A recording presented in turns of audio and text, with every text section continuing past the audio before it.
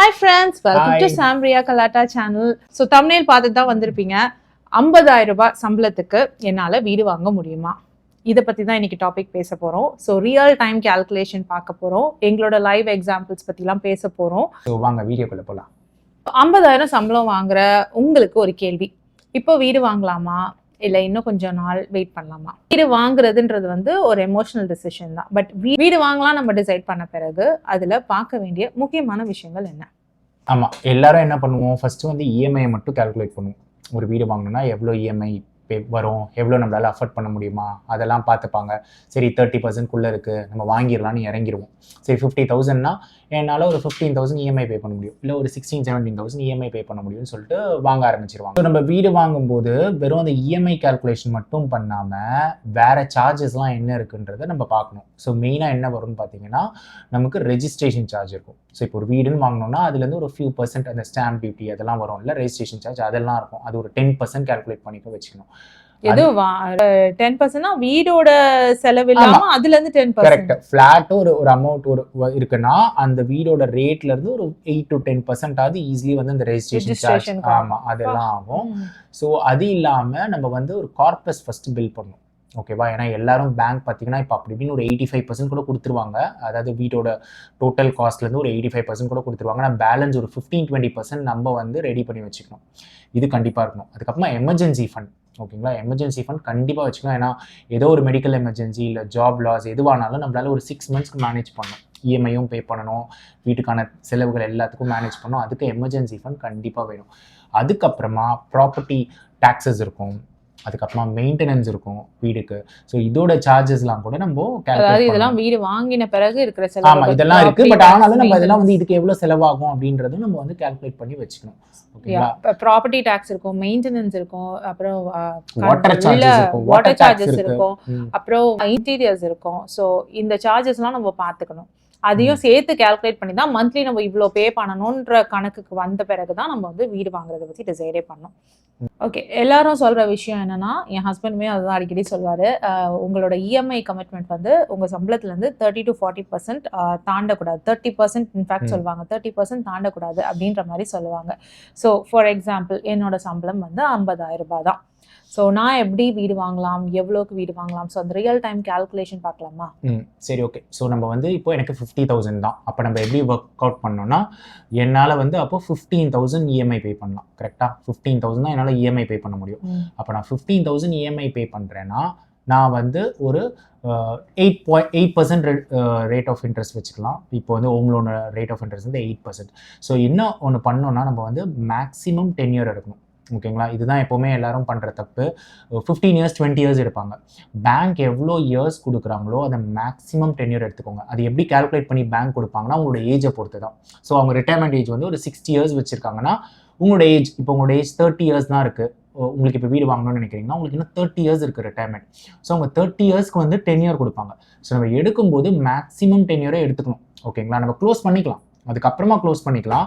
10 yearsல கூட க்ளோஸ் பண்ணிக்கலாம் நம்ம நிறைய இன்க்ரீஸ் ஆகும்போது இன்கம். பட் ஆனால் எடுக்கும்போது பெட்டர் ஆப்ஷன் இஸ் நிறைய 10 year எடுத்துக்கணும். ஏன்னா அப்போ தான் நமக்கு வந்து நம்மளோட இஎம்ஐ வந்து பர்டன் கம்மியாக இருக்கும். நம்ம லோனும் நிறைய அமௌண்ட் எடுக்கலாம். ஓகேங்களா? இப்போ வந்து நம்ம ஒரு லைவ் எக்ஸாம்பிளுக்கு ஒரு 15,000 என்னால் அஃபோர்ட் பண்ண முடியும் இஎம்ஐ நம்மளோட சேலரிக்கு. அப்போ என்ன பண்ணணும்னா ஒரு 8.5%ல 30 yearsக்கு லோன் எடுத்தோம்னா நமக்கு வந்து 22 lakhs கூட இது கிடைக்கும். 22 lakhs கூட நம்ம வந்து புஷ் பண்ணி வாங்கலாம். ஓகேங்களா? ஸோ ஆனால் நீங்கள் 20 years போட்டிங்கன்னா 18 lakhs அப்படி தான் வரும். ஸோ நம்ம வந்து எடுக்கும்போது அவங்கக்கிட்டே கேட்கலாம். இது அகெயின் வந்து ஏஜை பொறுத்து இருக்குது. இப்போ எனக்கு 40 years தான் ஆகுதுன்னா அவங்க அவ்வளோ கொடுக்க மாட்டாங்க. 20 years தான் மேக்ஸிமமே கொடுப்பாங்க. உங்கள் ஏஜை பொறுத்து இருக்குது. நீங்கள் ஒரு 25 அப்படி இருந்தீங்கன்னா உங்களுக்கு 35 years கூட 10 year கொடுப்பாங்க. ரிட்டையர்மெண்ட் ஏஜ் வரைக்கும் அவங்க வச்சுப்பாங்க.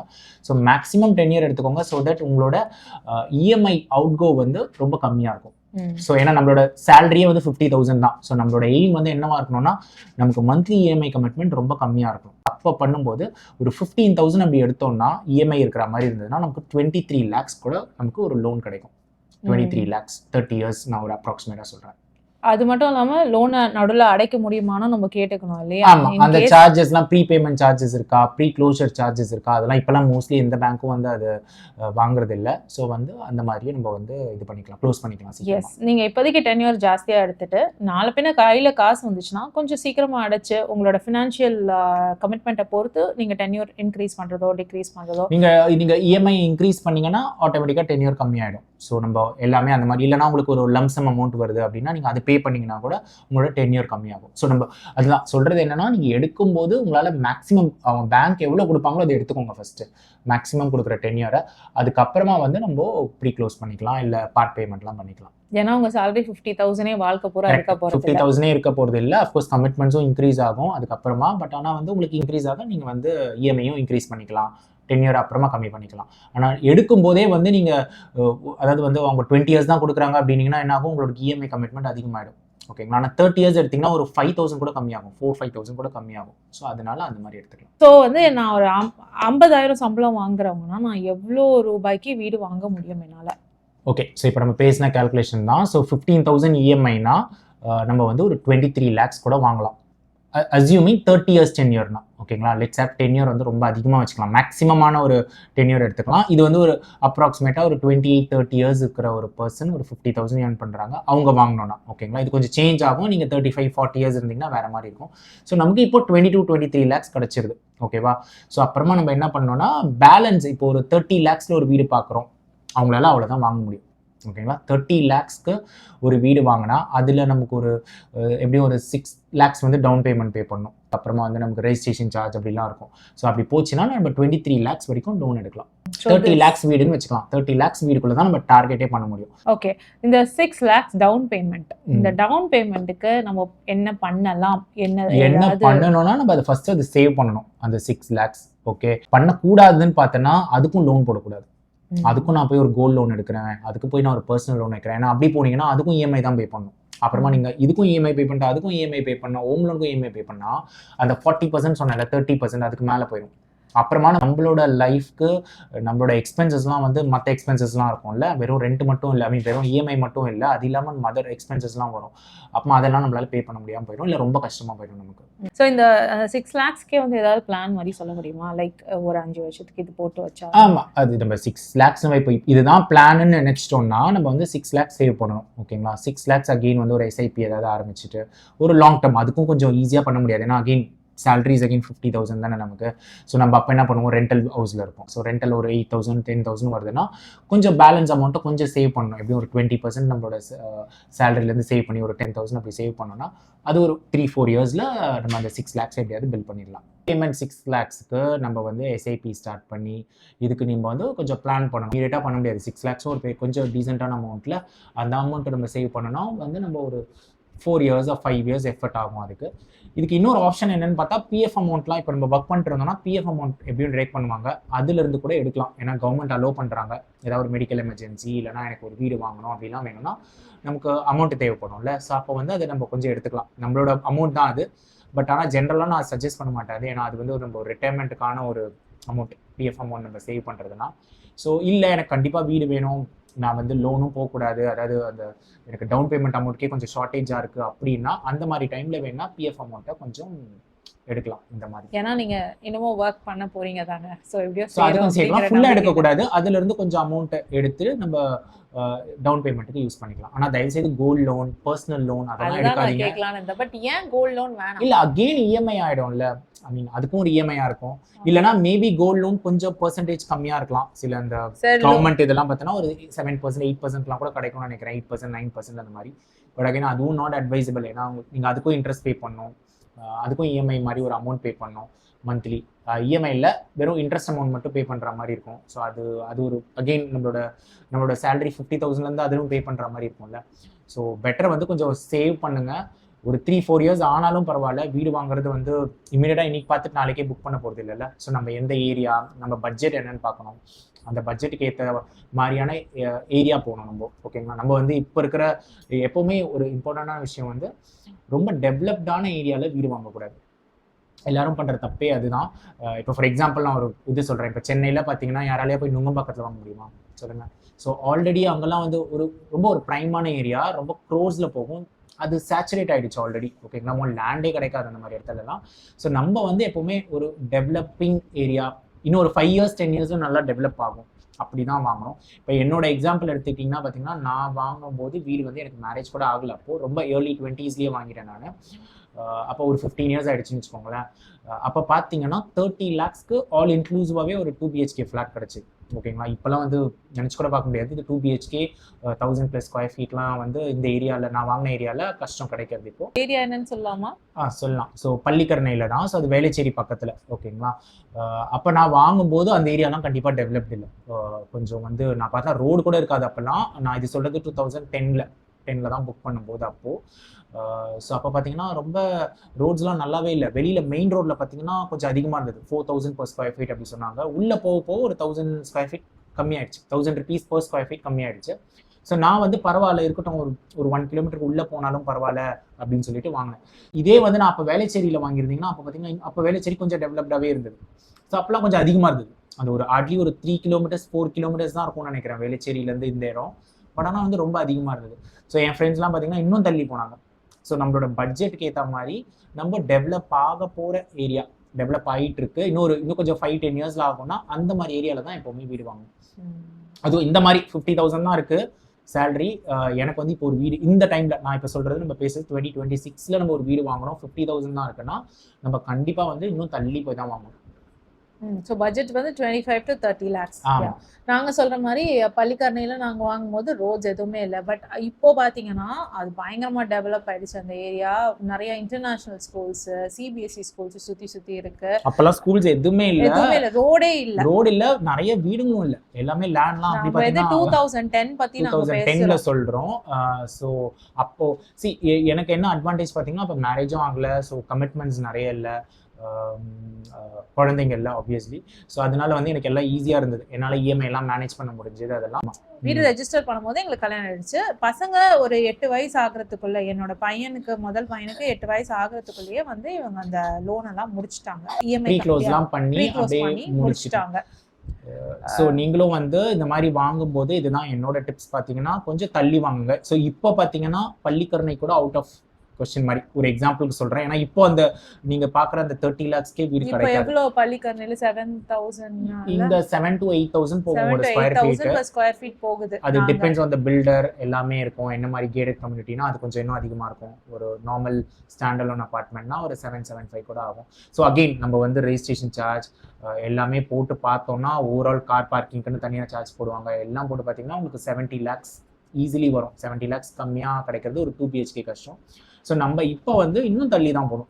என்ன சொல்லலாம், ஒரு எக்ஸாம்பிள் பார்த்தா பொன்மார் இல்லை செங்கல்பட்டா, எனக்கு தெரியல, இப்போ எனக்கும் தெரியல எவ்வளோ ரேட் போகும்னு. பட் ஆனால் ஜென்ரலாக நான் வந்து நம்ம இன்னும் தள்ளி போனோம்னா இன்னும் கொஞ்சம் கம்மியாக, அதாவது ஒரு 30 lakhs வந்து. ஆமாம், இப்போ நம்ம எல்லாமே போடுற கேல்குலேஷன் பார்த்தீங்கன்னா 30 lakhs. ஏன்னா நம்ம சேலரி 50,000. ஏன்னா இந்த வீடியோ ஃபுல்லாகவே வந்து எனக்கு ஒரு 50,000 தான் சேலரி. என்னால் வந்து 15,000 தான் EMI பே பண்ண முடியும். ஆனால் எனக்கு வீடும் ஒரு 30 lakhsக்குள்ளே கிடைக்கணும் அப்படின்ற ஒரு கேல்குலேஷனில் பார்த்தா நம்ம வந்து கண்டிப்பாக தூரமாக தான் போய் வாங்கணும். அகெயின் டெவலப்பிங் ஏரியா, இன்னும் ஒரு 5 years 10 yearsல டெவலப் ஆகும் அப்படின்றது பார்த்துக்கணும். ஸோ ஒரு 1 BHK வாங்கலாம் இல்லையா இப்போதைக்கு? 1 or இல்லைன்னா ஒரு காம்பேக்ட் 2 BHKன்னு சொல்கிறாங்கல்ல, இப்போ தான் ஒரு 600-650 ஸ்கொயர் ஃபீட் இருக்கும். கொஞ்சம் சின்னதாக இருக்கும், 2 ரூம் இருக்கும். ஆனால் ஸோ அந்த மாதிரி வாங்கலாம். இன்னொன்று இம்பார்ட்டண்டான ஃபேக்டர் பார்த்தீங்கன்னா உங்களோட ஆஃபீஸ் எங்கே இருக்குன்னு பார்த்துக்கோங்க. ஏன்னா வந்து ரொம்ப தூரமாகவும் இருக்கக்கூடாது. அட் எண்ட் ஆஃப் தி டே நம்ம வந்து உங்களால் ட்ராவல் பண்ண முடியுமா?